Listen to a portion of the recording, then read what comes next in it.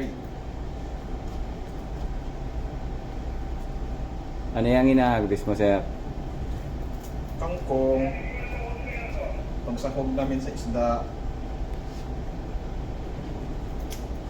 Mga ilang araw bago tumubo yung kangkong, sir? depende sa pag-alaga. Tulad ko kasi sweet, mga 1 week siguro. Tutubo na agad yan. Oo. May ginagamit ka bang pataba dyan? Kasi ang ganda ng tubo eh. Pamas ito hydroponics. Walang lupa to. Solusyon lang. Hydroponic solution.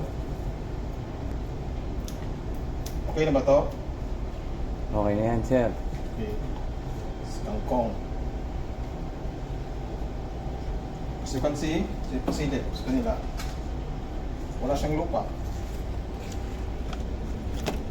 Ugat lang.